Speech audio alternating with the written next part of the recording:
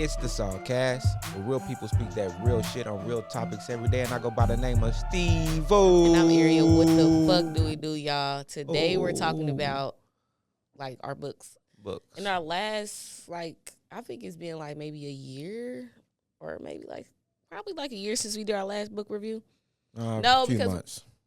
It was a few months. At the beginning of the year. Yeah, probably. yeah, but that's almost been a year. It's down there. Because it's the end of the year? Yeah. Mm. Annoying. So I think that, it's probably time for us to, refresh our viewers on what we're reading right now and do a book review for y'all, you know what I'm saying?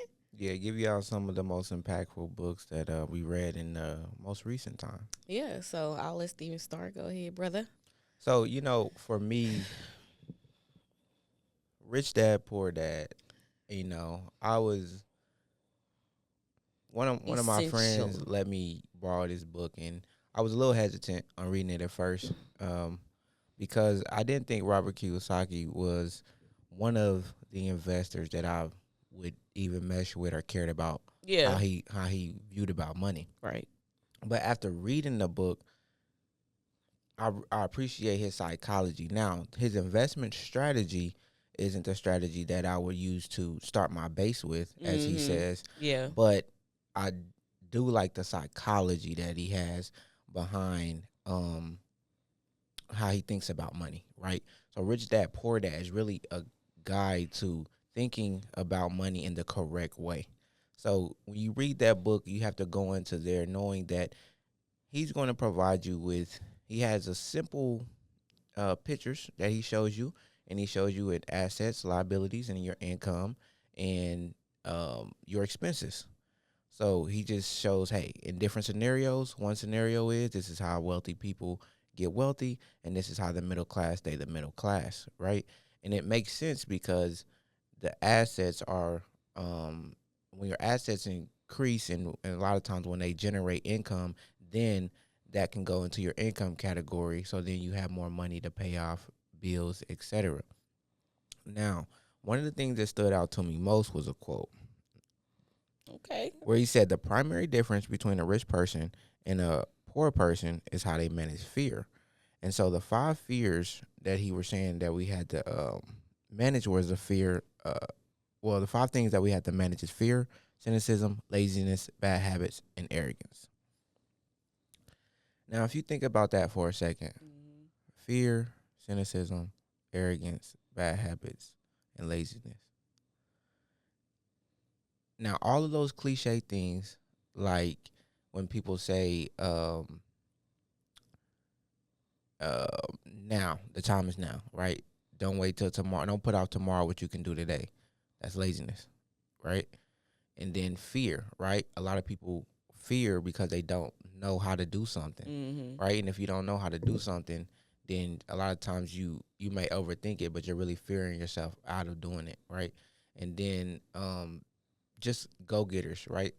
Normally when you see a person who's a go-getter, they're normally a more fearless person, right? Because when you think too much about a decision, you won't make it, And if you think too hard or contemplate too much, yeah, you have a bunch of information, and and that's cool. But if you don't execute on that information, right, it's pointless. Yeah.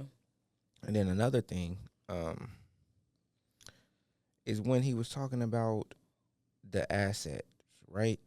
And when he discusses assets in the book, it gives you more of understanding of how the wealthy think and how they view assets, right?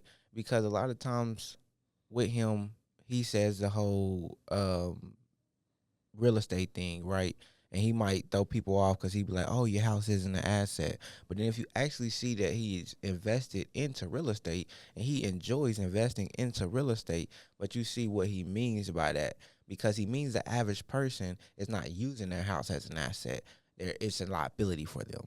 So that's when I understood what he was talking about, instead of just looking at the headline, right? I used to look at the headlines and be like, this nigga crazy. I ain't finna listen to this motherfucker. He out his mind.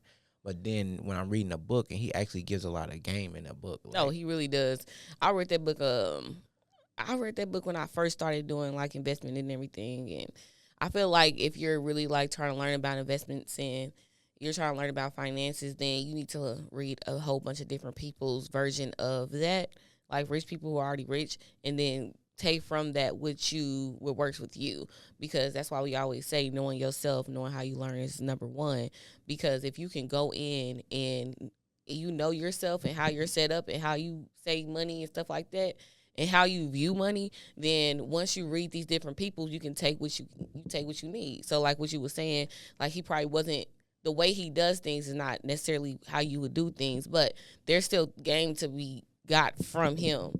You know what I'm saying? The way that he does things. So I definitely agree with that. And I took some things from that book too. Like I definitely took real estate. I definitely made sure that was the top priority for me, and I own a house now on my own.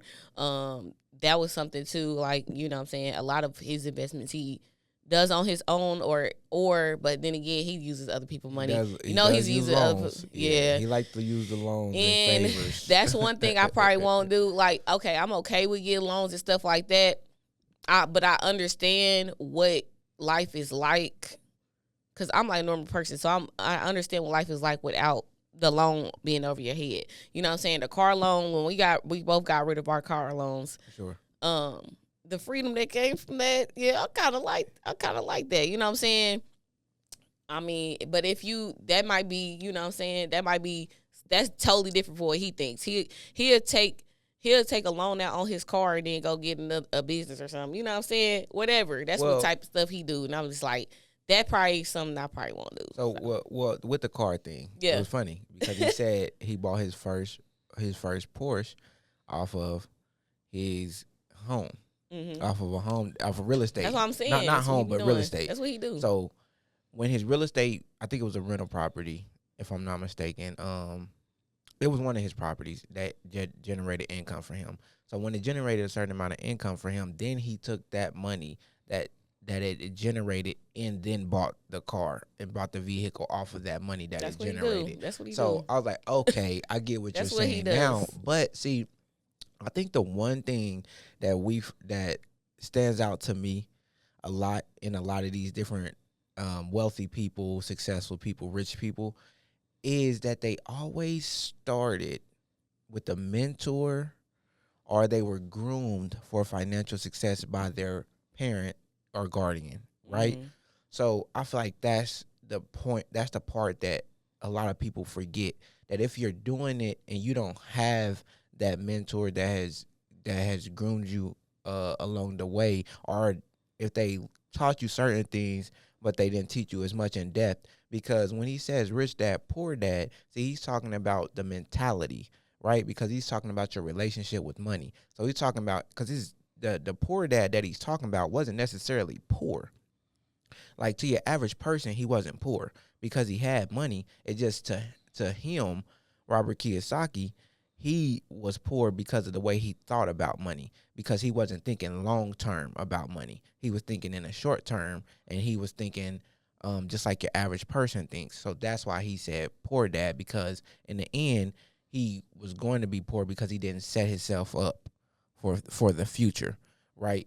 And his financial decisions were just for the now and maybe 2 or 3 years, and it wasn't setting him up for the long game, right? And his rich dad was thinking long game, and he capitalized off of all of the laws that were in place, and he capitalized off of how businesses were in place, and capitalized off of being an investor. Mm-hmm. So I think that's what was most important in the book, is he always was talking about the psychology and how you look at money and how you view it. And then he also says that, like, you don't have to have a lot of money to gain assets, but you have to know what your risk reward ratio is, right? How much are you willing to lose to gain?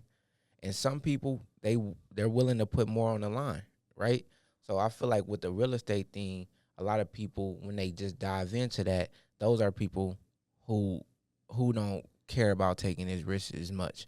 They don't care about losing as much because they see the bigger picture. Mm-hmm. So to start with real estate as your base, you have to be a bigger picture person. But he even says in there, I give him his credit, that if this ain't for you, don't do it. Because if it's too risky for you, then don't get into it. And I feel like before you invest, you should think about that.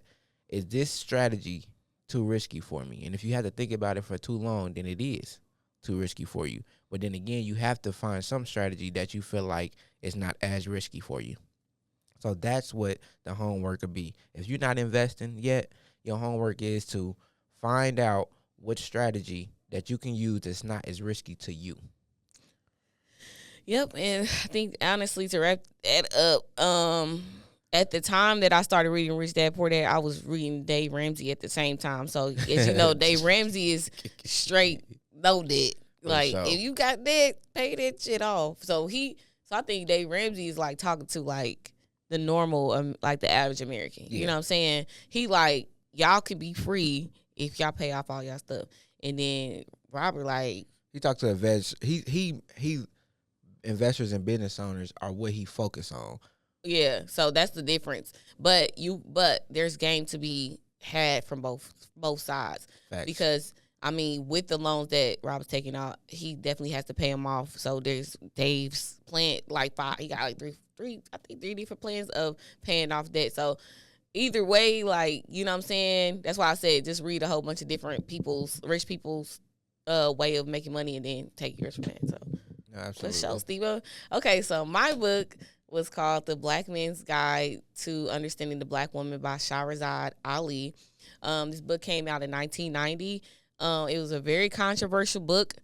Basically, she's like at the time when it came out, the reason why it's controversial is because the way the economic structure of black women and black men was changing. So black women at that time was more educated. They started making more money. So they started having a louder say in the household. They started calling shots. They were leaving men.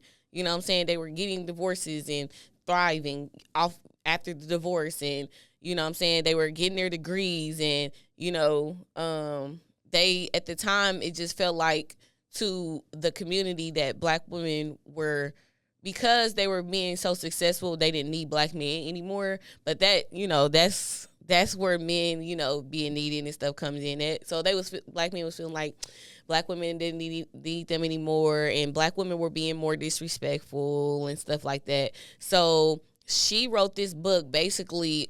The reason why black women hated her for it, actually, very educated black women did not like her because she blamed a lot of what was going on in the black community that was bad on black women. So it's like back then,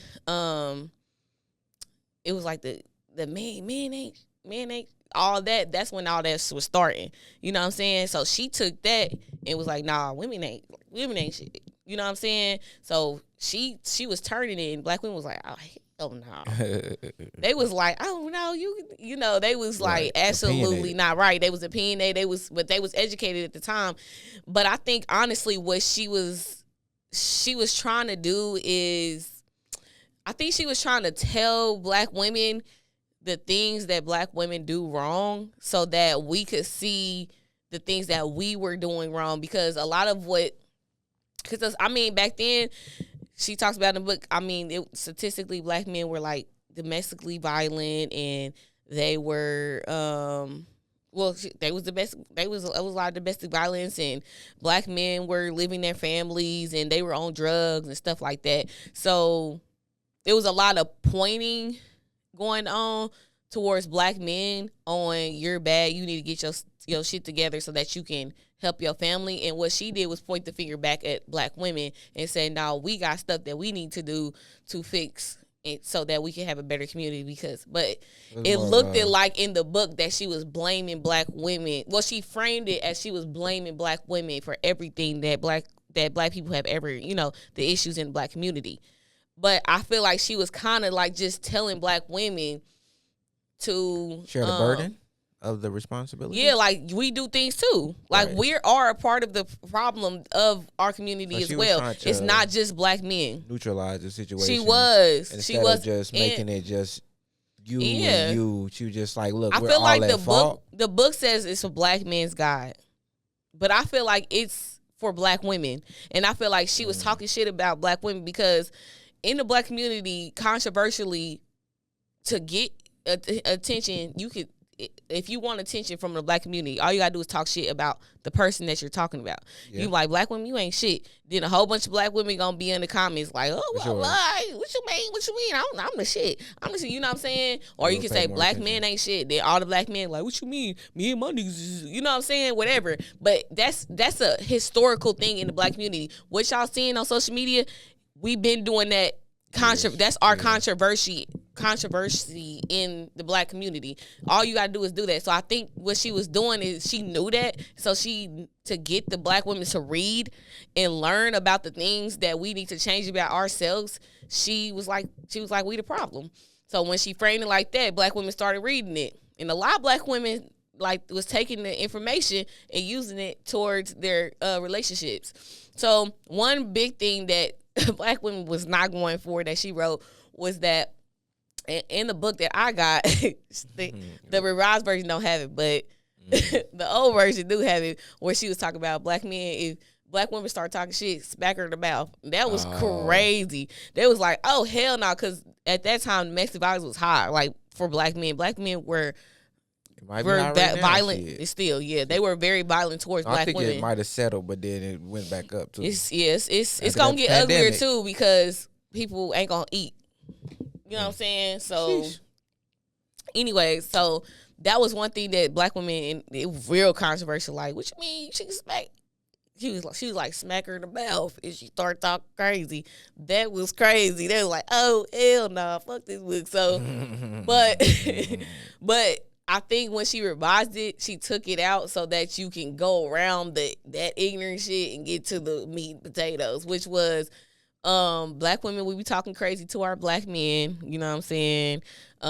She was talking about how our relationships with our moms and how our moms allow us to, some black women, they allow they daughters to dress real provocative and, you know, could put weave in their hair and stuff like that. And historically, women who have dressed like that and presented themselves like that were hoes and stuff like that. And so the male psyche is not registering that your child is a child just because their age. Because the age, right? Their look, like, she was trying to tell black women, like, black men look at a presentation and they judge based off of that. So, like, black women will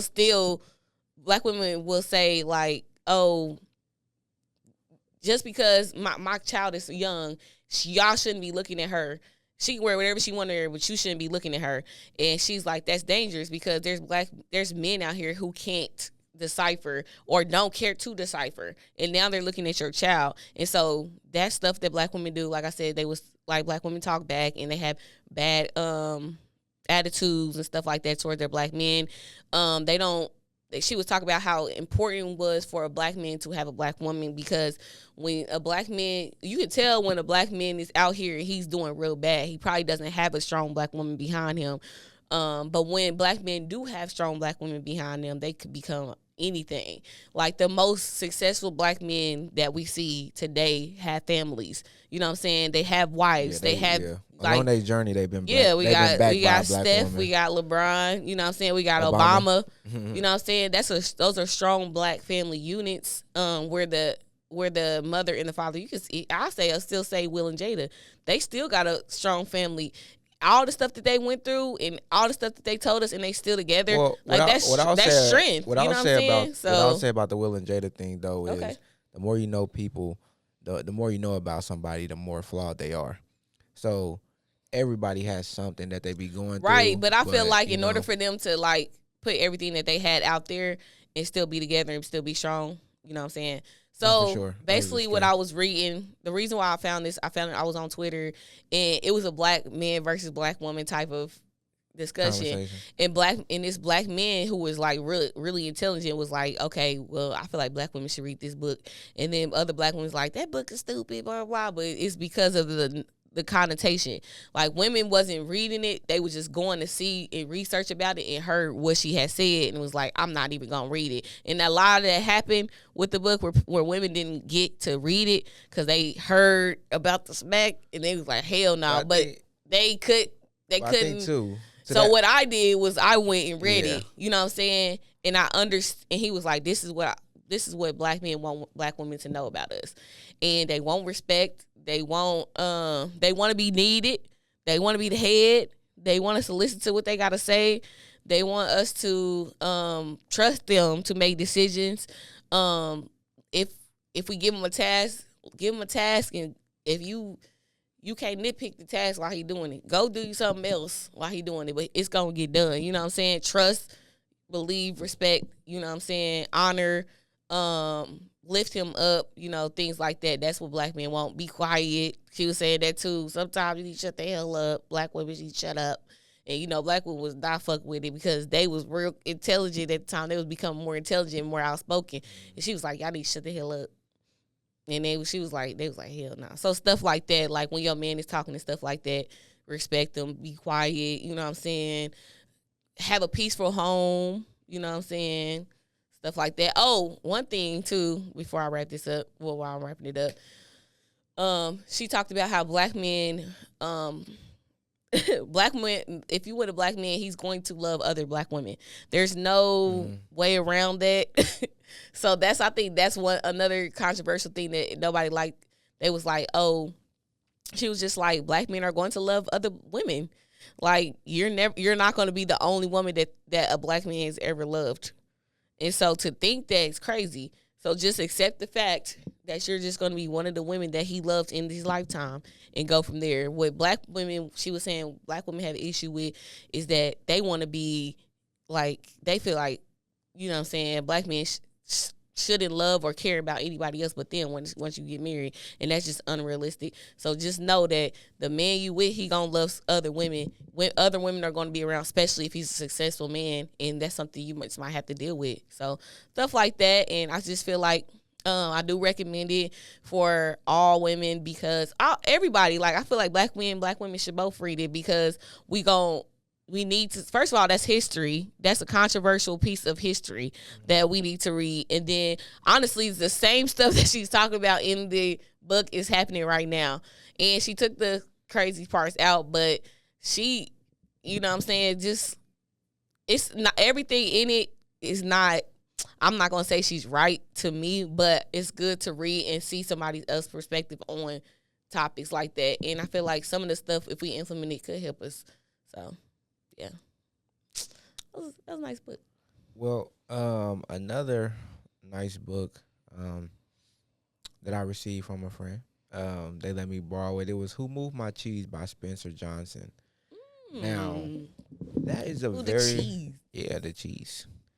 Now, it's a very simplistic and impactful story that it has, right? But when you read it, you understand. And as it goes on, the book is short. Easy read, but it makes sense. It's about the adjustments and the ebbs and flows, right? So that's what the whole thing is about because it starts with 4 characters. 2 of them are mice, 2 of them are people. But mice don't have the intelligence that people have, right? But sometimes the intelligence that we have, as I was saying earlier, when we think too much, sometimes it hinders us and we move slower, right? So in the book, the "Who Moved My Cheese," so it starts out when they come in there and they searching for the cheese, right? They searching for the cheese, and they all searching for the cheese, and then they all eventually find it.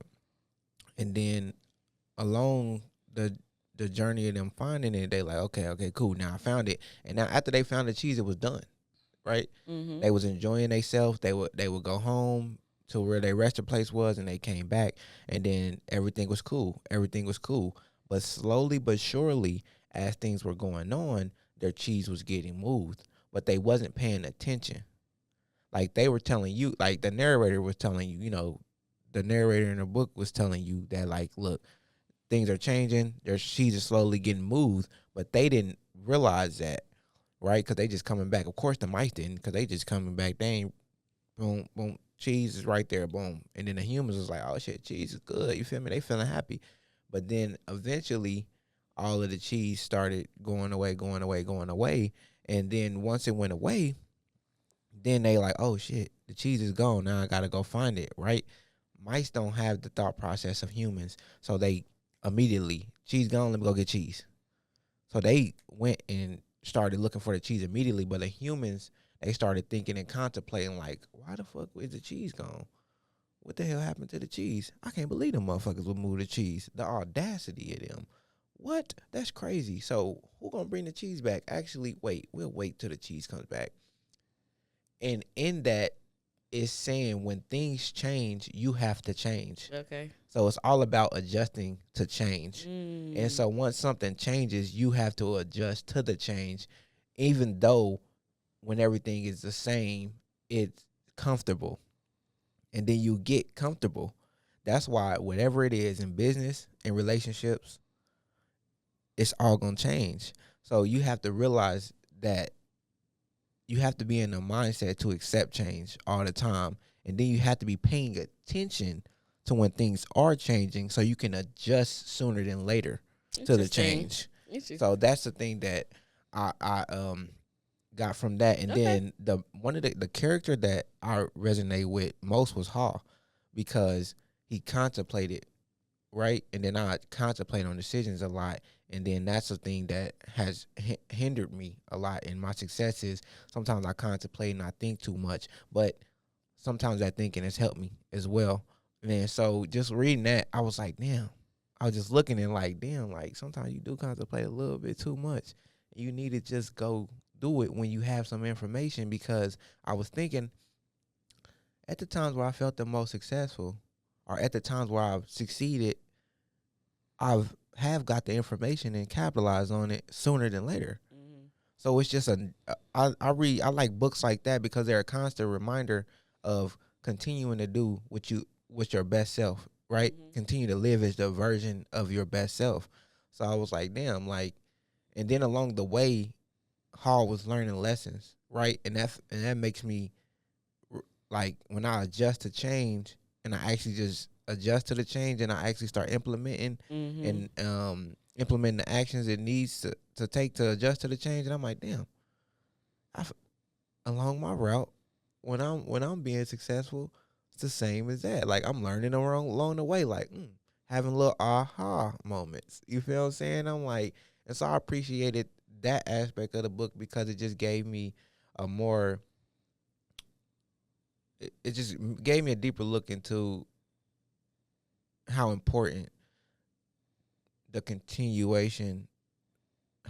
continuously adjusting to change is in life. Even if you're talking about success, or rather you're just talking about the day to day, right? Your job is going to change. Like I said, your relationship is going to change. The weather going to change. The government going to change. Everything is going to change.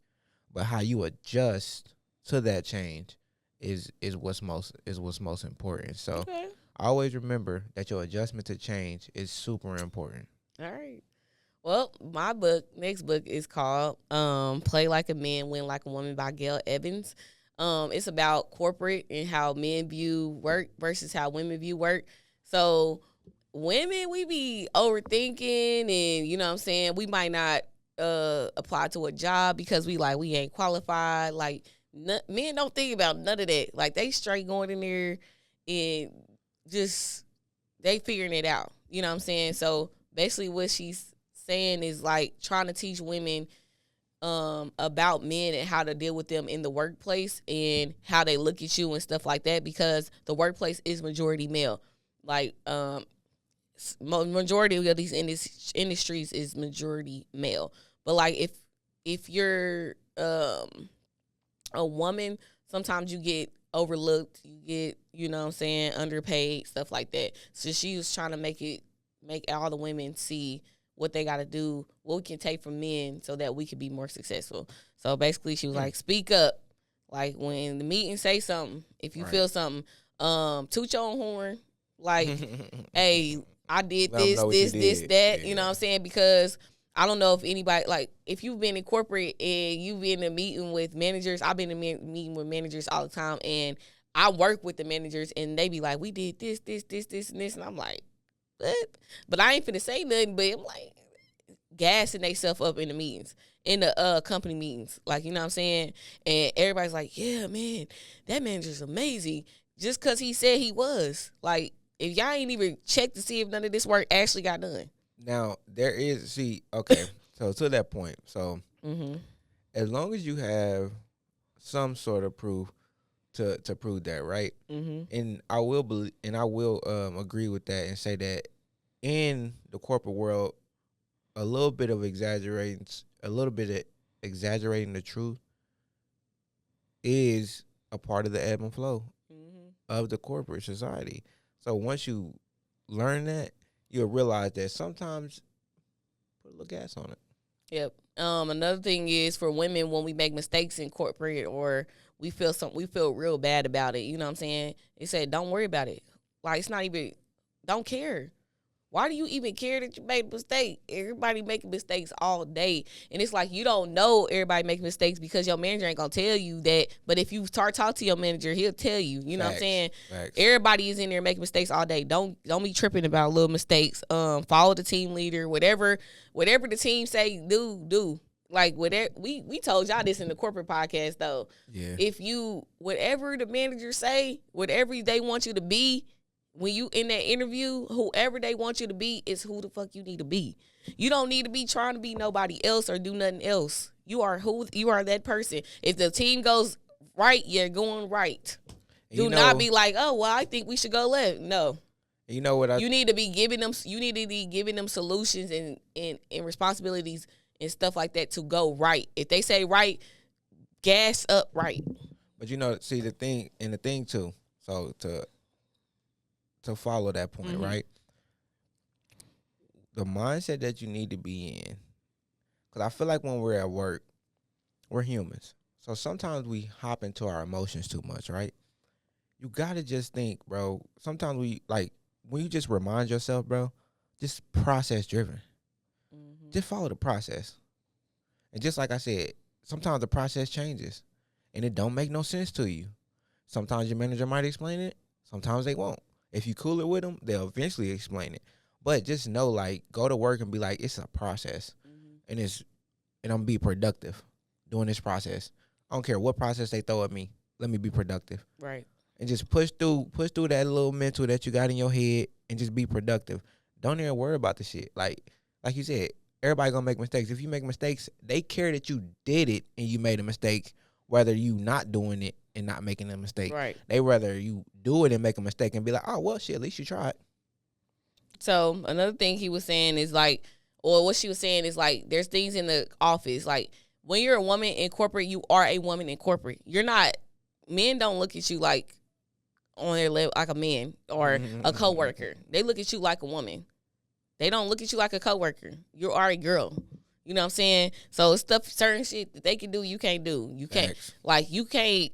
They can cry and complain and all that. As a woman, you can't do that. Like, you can't have sex with people at work because it's cool for a man to have sex with 5 women at work versus a woman having sex with 5 men at work. You can't do it. The rules still apply. You can in a meeting, they can yell and scream and bad. You cannot do that. It's different when a woman do it than when a man do it. They can have bad manners. They cannot say thank you. They cannot say excuse me. As a woman, you still gotta have manners. You know what I'm saying? That makes you look better as an employee. When a man's trying to give you when he's trying to give you a promotion or something like that, if you got good manners and you like thank you, you always like mild manner everything, you gonna get that. You know what I'm saying? But if you're the woman that don't say thank you and all that, you're going to be looked at differently. It's still the same rules, you know what I'm saying, in corporate as outside. So you are still a girl in corporate. So, yeah, that thing. Also, there's 3 categories men put you in when you work with them. You're either a mother figure, you're either the wife, or you're the daughter. You know what I'm saying? Of whoever you work with. You know what I'm saying? That's what men put you in them categories. You know what I'm saying? So, the wife is the person they talk to about their problems at home. They might get a little bit more. They'll talk to you really about stuff that's going on at home. Really, that they'll vent to you about things. They come to you and talk about other coworkers, stuff like that. And you know what I'm saying? They get real personal with the wives. You know what I'm saying? The women that they feel are wives. The daughters is like, they're assisting you more. And like, if you need something, they're there for you. They're mentoring you, stuff like that. The mother is like, I think my mom is like a good example of that at her workplace, like the receptionist. She's always everything, any problems that's coming up, she fixes. She's normally the one who's there the longest. It's always the older woman who's been at working there for years, and she knows everything. She was there before all the processes and all of that. So that's the mother. You know what I'm saying? I feel like when I was looking at it, I was probably more of the daughter for a lot of my managers. I try to be, you know what I'm saying? Never try to be the wife, bro. I don't really care what you got going on outside of work. But more so just like, you know, looking at them like mentors and stuff like that and trying to get help from them and things like that. So, yeah, I feel like if you're a woman in corporate and you want to learn about how to, like, just stop giving, like, you just, how to be in corporate and be around men and get what you need, then I think it's a good book. And you know what I'm saying, I definitely think that it's all women should read it if you're in corporate, for sure. So for sure. So yeah, that's interesting. That's it was really good. The most interesting part when you said the mother, the daughter and the wife, I was starting to think, like, how do I view? I was like, damn, I guess I do. Yeah, because it's a lady at work that's been there for a long time. Yeah, always. And I view her as, I said auntie, but it's like mother, auntie, same sort of thing. I was like, damn, like, like they said men gonna put you in a category every time. I definitely categorized her for sure. Categorize because she was helpful. They categorize things, and also helpful. If you had, like, think about a woman at your job. If she was like, she never said excuse me, she never said sorry, you never saw her wash her hands after she peed and that, you probably be like, she a nasty bitch. You know what I'm saying? Yeah. So men, men do that all the time. Nobody thinks nothing think they about nasty it. Too, shit. But nobody. But the average person though. But you won't be like, he's not a good worker, or he's not. You know what I'm saying? You won't judge his work off of that. You can separate him from that. Yeah. But with her, you be like, she nasty. She probably don't even work that good. You know what I'm saying? Okay. She not a person that I'm gonna go to for help because she's just a nasty bitch. You know what I'm saying? Type shit. So it's a difference between men and women. So I liked it for that. And my last book of today's cast is the 4 Agreements. Oh my God, that's my book. That's one of those life-changing books, man. I'll say that's one of the top 5 books I read so far. For sure. Everybody need to read. It's just one of them ones. It really takes you to a different level, mentally.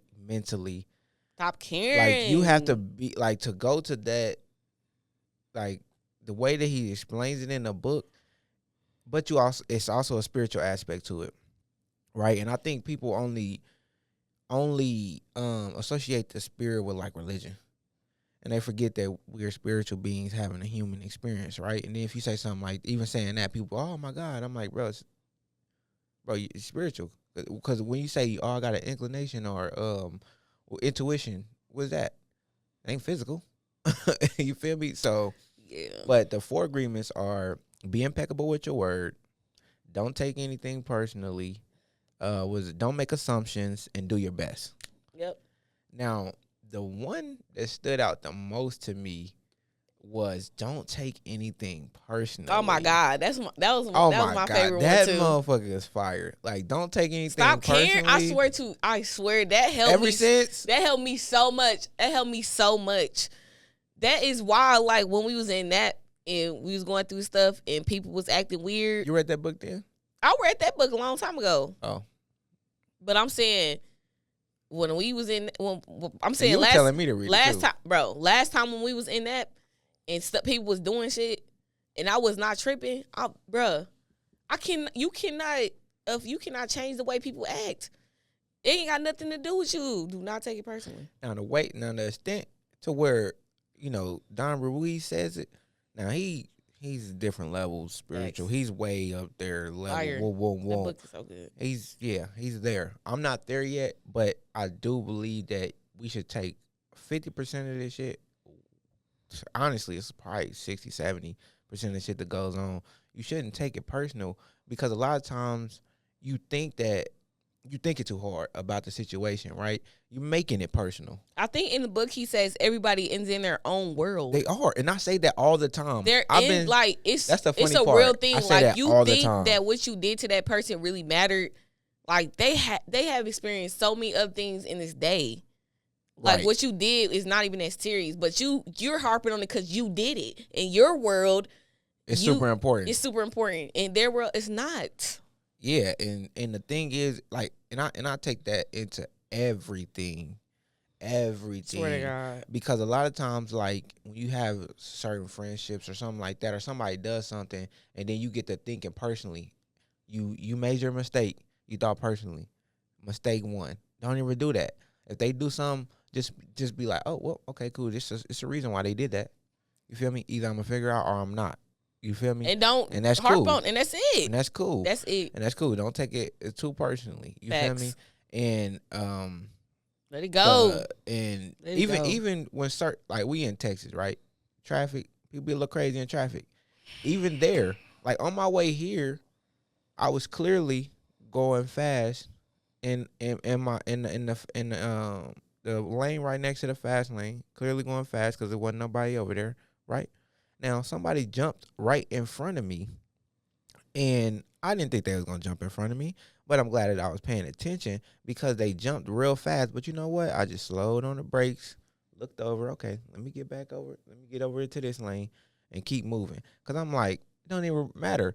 But a lot of people will have road rage. I'm like, what the fuck is you doing, you stupid ass motherfucker? I'm like, they tripping. Facts. Swear to God. Tripping. That's exactly what I do. I don't care. You gotta turn on the blinders, man. Swear to God. The be impeccable So with true. your word, honestly, that was real important too. I feel like that one is impactful for me as well because I've made in the moment decisions that I might not have agreed with after the moment because I be just excited like in the moment, and like you might schedule something or overbook yourself or something just because you excited in the moment. And then what he teaches in there that's important is make sure you think before you react, or you think before you speak and stuff like that, because being impeccable with your word, especially as a man, people judge you out that. They say word is bond. You know what I'm talking about? That's serious. So as a man, I say think twice, think again, and then make the decision. But as a person in general, I feel like sometimes we get riled up and we get emotional because we been in a conversation. I could be talking to you and knowing that I got something scheduled next week, and I'm like, yeah, for sure. But then didn't even take a second to look at my calendar and see that I had that scheduled, right? And then you create conflicts, unnecessary conflicts, because you wasn't a man of your word or a woman of your word. So that being impeccable with your word is important because people do judge you off of that. For Because sure.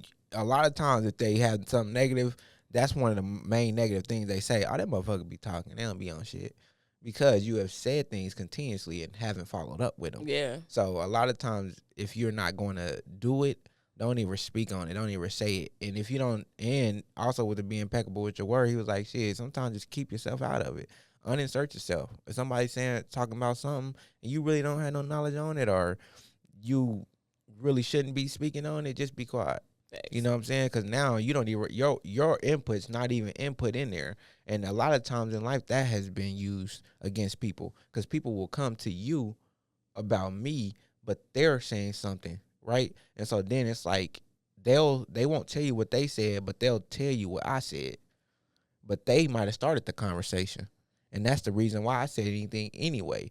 But at the same time, you have to know that some people have ulterior motives. So just be quiet. Don't ever say nothing. When they talking about somebody, you be like, is that what you think? Oh, okay. Don't even entertain that conversation. Because a lot of times that person might be trying to get something out of you so they can break up that relationship that you have with that other person. You know what I'm saying? Or they're just a chatty patty and they do that anyway with everything. Mm-hmm. And so then now you were looking like you talking shit about people, or you making a comment. You could have just said, oh, I don't know, man. Maybe that could be the reason why this and that happened. They be like, well, he said that. You definitely like that. So be impeccable with your word, and then the do your best. Every day is different. Don't make assumptions is third. Wow, let's get to the do your best. But okay, yeah. Don't make assumptions. Now, the don't make assumptions. I got my own books because this was one of my books from our first book review, actually. Yeah, but the don't make assumptions. Why you playing? I read this last year. See, I thought you read it before that, but don't make assumptions though. That oh my God, that was powerful. good for me too because I always assume shit. That's and that's what really fucked powerful. me up. Like, I That's used to powerful. assume things, and like based off of how people was moving and stuff like that, then I assumed that something was this. You know what I'm saying? That was things that was happening in my relationships. You know what I'm saying? Because I'm an analyst, so I'm like, if X plus X equal X, then you doing X, then you got to be. It's like, no, you can't just assume that. There's so many other variables that go into it being a human that you can't just make assumptions based off of even what you see. But with that making assumptions thing, yeah. So what I'll say about that is, don't make assumptions if you don't have a feeling or if you don't have a reason, right?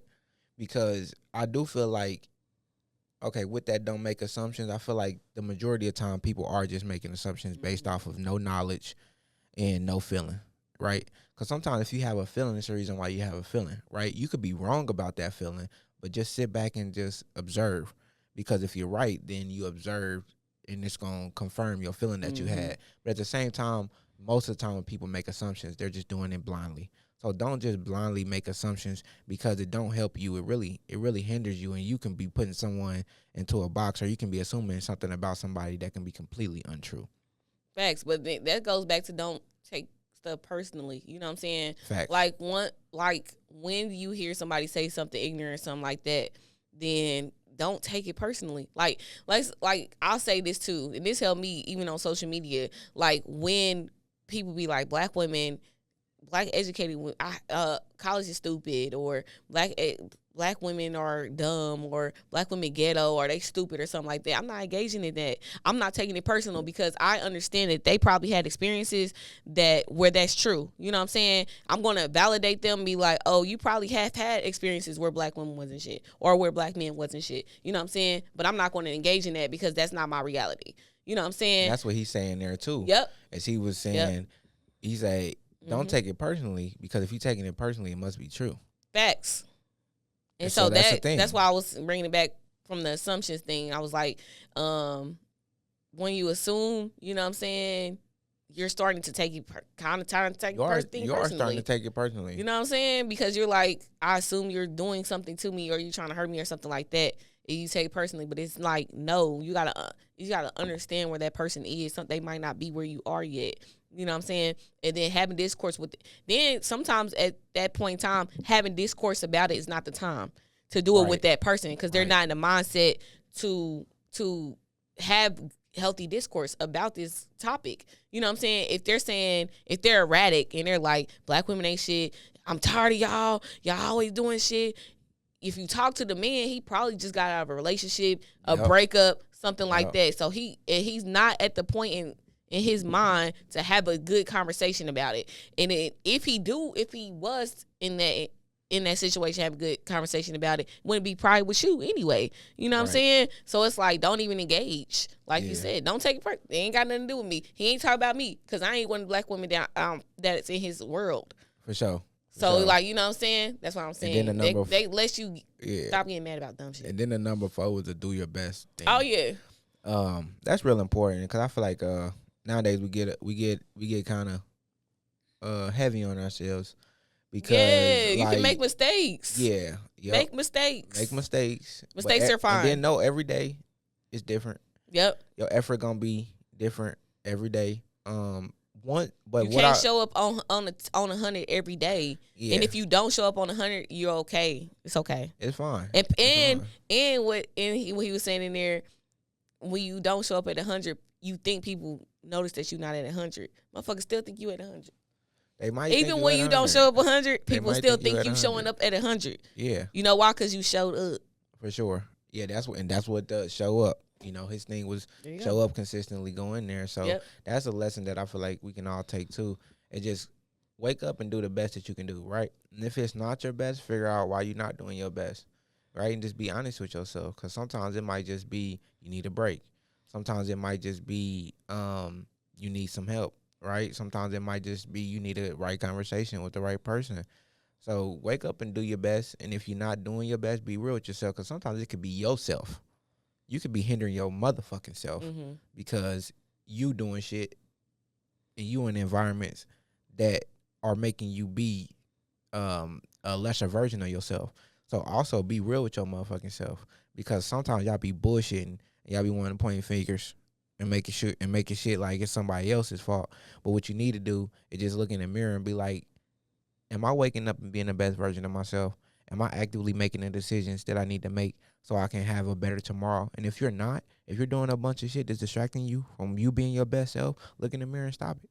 Or create that plan, or go seek that help. If you can't quite create that plan, go seek that help or get in those environments. But complaining about it ain't gonna do nothing. Facts. And my last book is called Gucci Mane Episodes. Everybody know I love Gucci Mane. If you know me, Right, you know I love Gucci. Airy Wop. And the crazy part about that is, oh my God, it's crazy that he said Airy Wop, because Wop is a time in Gucci Mane's life when he named himself Wop. He think Wop is like the fluckest nigga. Fluckest part of Gucci Mane is Wop. You know what I'm saying? LaFleur is the flexing nigga. Yeah, that was LaFleur. Yeah, and then Gucci, he said Gucci is actually who he is. You know what I'm saying? So like you hear Keisha call him Gucci all the time. And they be like, why is he calling him Gucci? That's what Gucci goes by Gucci all day long. You know what I'm saying? Nobody really calls Gucci Ray J. You know what I'm saying? Gucci is him. But like then LaFleur, then he got, so Gucci Mane Episodes is about Gucci Mane's struggle with mental health. He has bipolar schizophrenia, and it tells us how he went from Bessemer, Alabama, you know what I'm saying, where it was like very small town. It's like one of the most criminal, like what do you say, like most violent cities in the country.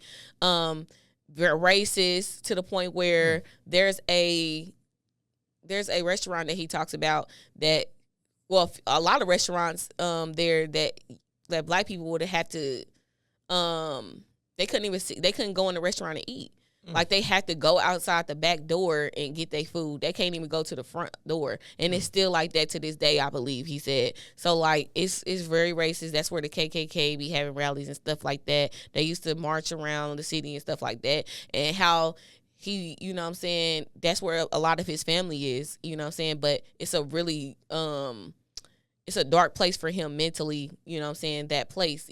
So you know, he starts there, and then he gets to when he was successful, and he talks about some of the artists that he tried to help and how they struggle with mental health, and how his mental health was hindering him from getting places and doing things, and all the episodes that he was having, which are like manic episodes. So basically, the episodes are manic episodes. So there's times of mania that Gucci Mane went in, and he just blacked out, and he just was doing shit. So like one of the times where he said the ice cream tattoo, you know what I'm saying, back then he was like the crazy part was when he was doing shit like that, people was like, his label and stuff was like, you a genius, you a marketing genius, you that dude. But he like, nigga, I'm suffering mentally, you know what I'm saying? And then to the point where the mental issues that he struggled, had the issue with, made issues with him and OJ, you know what I'm saying? Because him and OJ was friends since he had moved to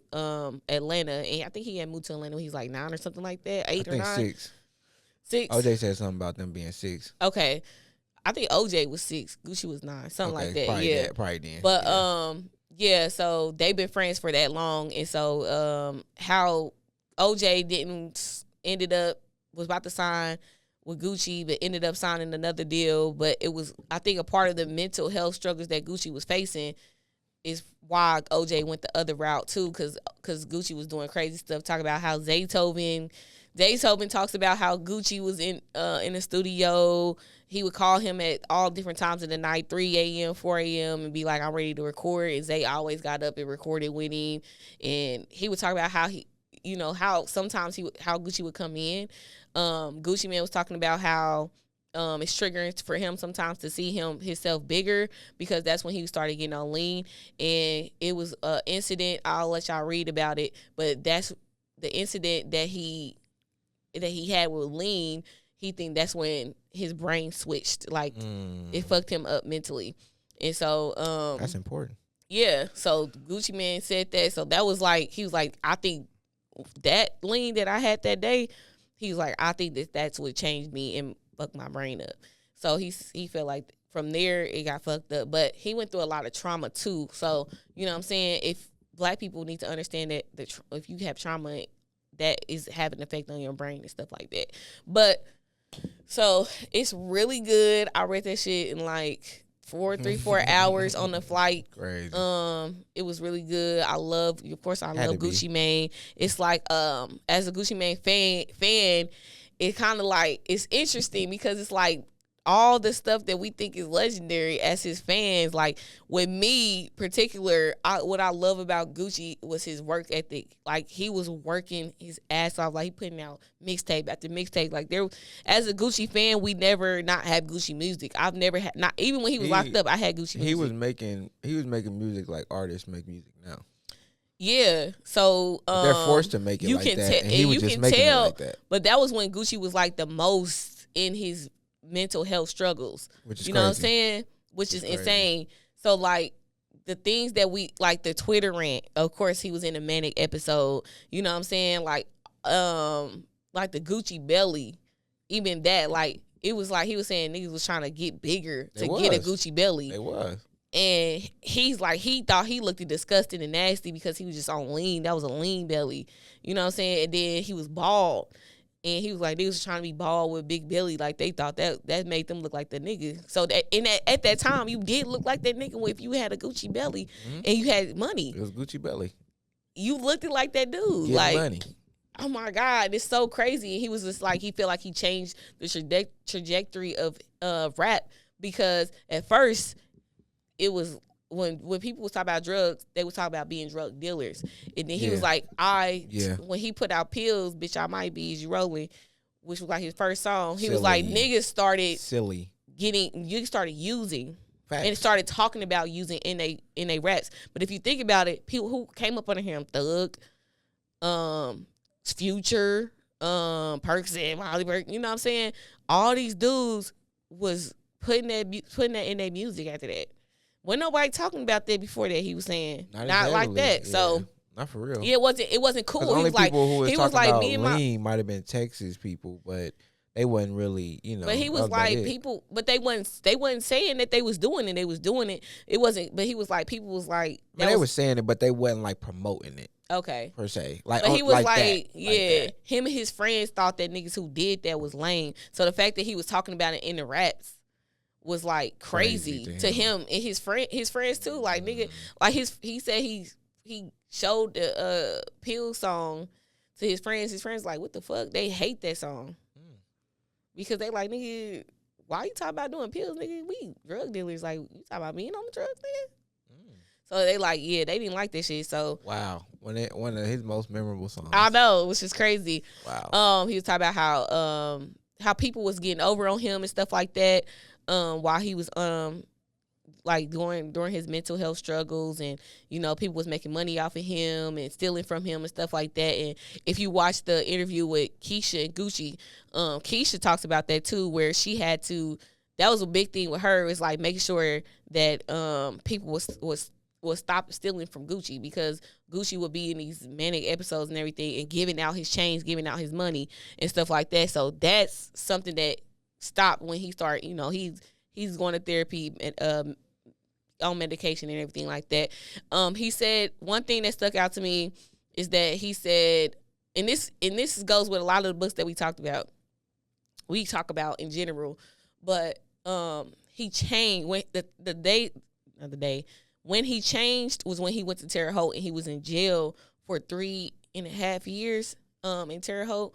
And that was like an isolating time for him. Like he couldn't go. He wasn't in Atlanta in jail. He was in jail in Terre Haute. So like he was there on his own. But he was in a program where it was for it's a lot of people who was in the program were for lifers. But in the program, it's like a rehabilitation program. They give you different strategies to how to deal with certain trauma, stuff like that, and they give you a mental health professional, stuff like that. But after the program, you can move closer to your you can move to a minimal security prison closer to the town where your family is if you complete the program. So that's why a lot of criminals who were for lifers wanted to do it, because they wanted to be closer to their family so their family could see them, because a lot of people who go to prisons, families are poor, so they can't travel and go to Terre Haute like Keisha was. You know what I'm saying? But Gucci didn't have that. They didn't let Gucci move to Atlanta when he was on the program, but he was okay. He thought that it was good. It was a good thing. He didn't need to be back near that. So I think him isolating and then really getting his mind right is what changed him. You know what I'm saying? And I feel like we read in another book, How to Think Effectively. And even the other books, they say, like, you got to move away from everybody to really find out who the fuck you are. I feel like that's a really big thing. You have to separate yourself from what you know in order for you to figure out who the fuck you are. I feel like for people like a Robert Kiyosaki, like what was the other one that you just talked about? Dave Ramsey. Mm-hmm.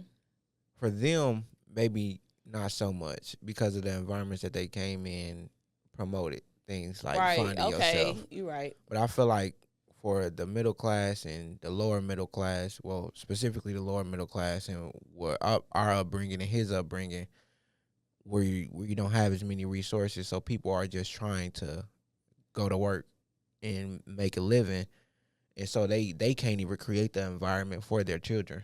Mm-hmm. So when their children become adults, they have to seek that environment themselves. And sometimes, I ain't gonna say sometimes, and all the times, their children have to separate. I feel like that's the struggle of a lot of adults now, that and all the way up until now, from our, I would say, from our college years up until now, because some people are still struggling with that separation. A lot of people struggle with separating yourself from your environment to place yourself into another environment that is a more sustainable environment for your most successful self. Mm-hmm. Now, that's the hardest part because, as we were saying, in Move Your Cheese, that adjustment, right? Adjusting to change. When it changes, right, now you've had enjoyment here. Mm-hmm. Now this is no longer enjoyable. You have to go somewhere else, and you have to seek somewhere else. And a lot of times people are not going to understand that, especially when they grew up with you and you've been doing the same thing for 18, 20, 30 years, and now you're trying to change.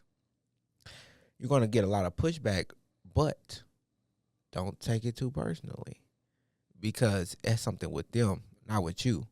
And a lot of times we're living in our own world, so a lot of people don't even care to understand what you got going on, and they don't care to respect your decision to make a change for yourself and your environment. So that's super important. When you trying to change, just know that either initially everybody's not going to accept it, or some of the people might not ever accept it, right? But that's a personal thing, and you can't let it get to you too much. I know the closer the people are to you and the more comments that they have, sometimes that does make an impact on you, and sometimes it does frustrate us as people. But everybody out there, whoever views this, just remember, when you're making a change and people are not, there's going to be some resistance to your change because they're used to being in their situation and circumstances, and they might not ever understand why you made the change, right? Eventually they might, if they're an open-minded person, or if they eventually just take into consideration like, oh, okay, they did that and they did change and become a better person. But when you need to change your environment, when you need to change the people you're around, don't feel personally about it. Just know, okay, this is what I got to do for me to be my best self. Yep. So wrapping up the Gucci Mane episodes, I feel like all black men should read. Well, I feel like everybody should read it, of course, because it's Gucci Mane, and why the fuck would you want to read Gucci Mane? I think he has an audiobook that he's narrating, which is fire to me. So, like, if you don't really have the time to sit there and read the book, you can always listen to the audiobook. But I feel like for black men, there's a lot of black men in our community who have mental health issues, but we're not able to address them the way that we should. So it teaches you about that and things to look for.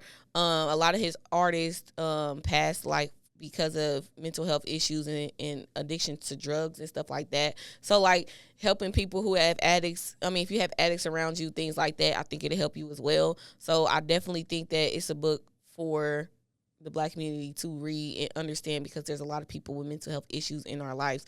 And us just being fans, we didn't know Gucci Mane was bipolar schizophrenic. Like, All it that was stuff, people, no. it was voices in his head talking to him. Which is crazy.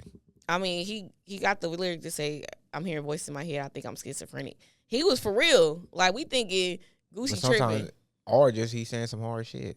Facts, but he really serious. Like, they was really talking to him, and he was really doing some crazy shit. So I feel like you just read about all the crazy things that was going on. It's really good, and it's a really page turner. So yeah, bro. Any last thoughts? I mean, take what y'all hear from here, and take all the lessons that y'all learned, and take the things that we said. Keep going, but don't forget, everybody doesn't have to read the books. Like you said, audio books. There are audio books out there.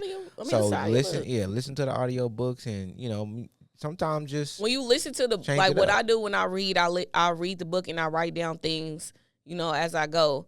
I didn't do that with Gucci because I was trying to hurry up and read through it, but I like to write down things as I go. So when you're listening to the audio book, hey, if you hear something, pause the audio book, write it down real quick, keep the audio book going, and then that's the one me and Steven read the book called How to Think Effectively. When you learn something, when you think about something, write it down right then and there, because that's why you got the notes app. It's vitally important. But yeah, when you're listening to the audio book and stuff like that, write it down so you can remember it and then go back and be like, damn, I did remember. I learned that. Right. You know what I'm saying? Or sometimes it's just for reflection, right? After you read something, and then it might not be fresh in your mind, you can go back and read what you got from that, and then it'll be like a nice little refresher for you. Yeah, and it's a SawCast. Thank you so much for watching. Like, share, subscribe, of course, and you know what I'm saying? We'll see you next time.